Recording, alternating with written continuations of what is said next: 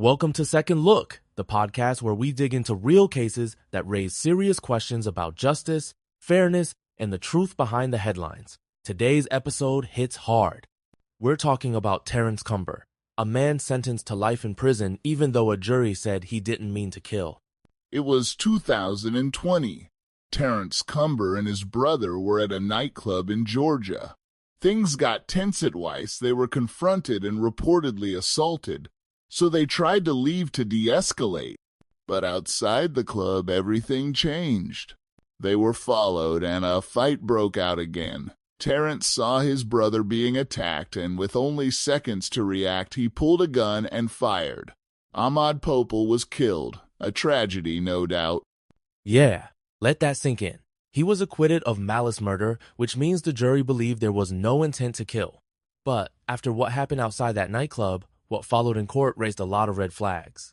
Over 2,000 people are now demanding a retrial. How does that happen? How can someone end up with a life sentence if there was no intent? What's so striking is that Terrence and his brother were clearly trying to avoid conflict. The fact that they were confronted and then attempted to leave, only to be followed and attacked, really frames the situation. The question becomes, did the legal system fully consider the context and the split-second decisions Terrence had to make that night? Let's break this down. In April 2025, Terrence was convicted of felony murder and sentenced to life in prison, plus 5 years for firearm possession. Here's the key detail: the jury did not believe he intended to kill. They acquitted him of malice murder, which tells us they viewed his actions as reactionary, not premeditated. Exactly, and this all comes down to Georgia's felony murder law.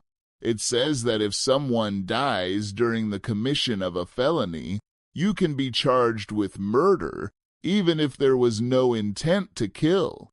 In Terrence's case, the felony was the act of shooting, which he did while trying to protect his brother. So why is he in prison for life then?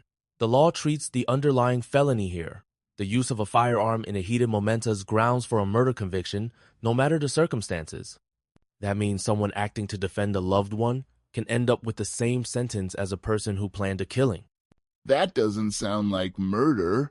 That sounds like a desperate act of defense in a chaotic moment. At most, maybe voluntary manslaughter should have been considered, but certainly not life in prison without a fair fight in court. The way the law is written leaves almost no room for context or intent to be properly weighed. Now here's where it gets more troubling. Several legal experts and community voices believe the trial failed Terrence in major ways. The jury may not have been clearly instructed about lesser charges, the court didn't adequately consider self-defense, and the reactionary, heat-of-the-moment nature of the shooting was not given proper weight. That's a huge problem. When courts don't give juries the right tools or context to weigh a situation fairly, the wrong outcome becomes law. Without clear instruction on lesser charges, jurors can feel stuck making an all-or-nothing decision rather than truly assessing what happened in that split second. And the consequences are enormous, not just for Terrence, but for anyone in the future who acts in self-defense under pressure. If courts overlook context and intent, then justice becomes disconnected from the reality people face in life-or-death situations.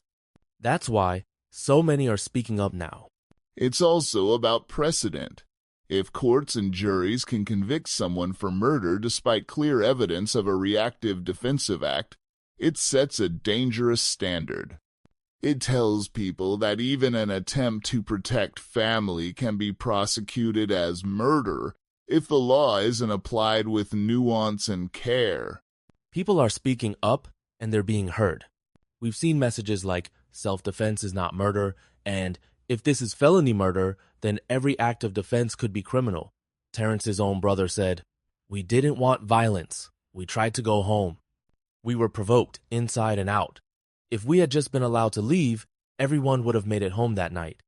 That's not just emotional, that's context, and context matters.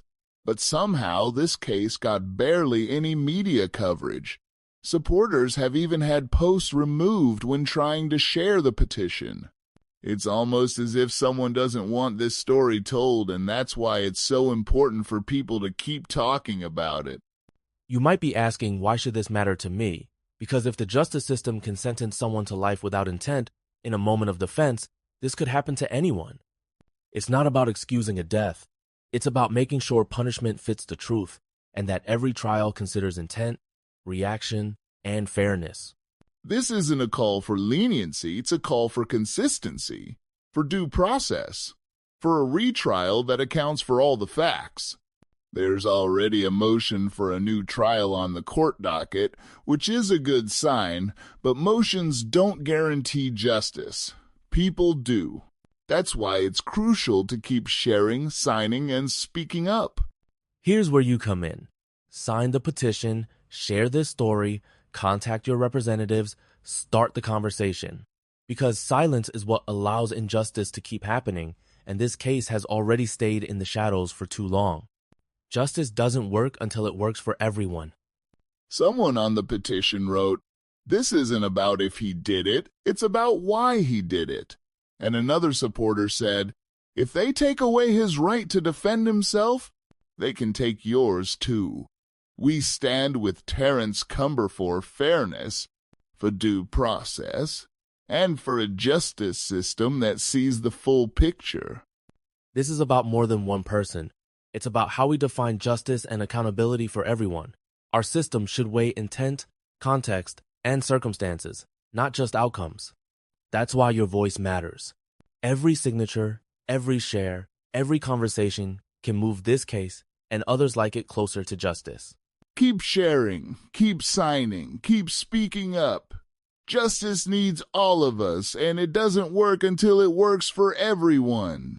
Together, we can challenge the laws and systems that fail to see the full picture and demand a fairer process for Terrence Cumber and for all.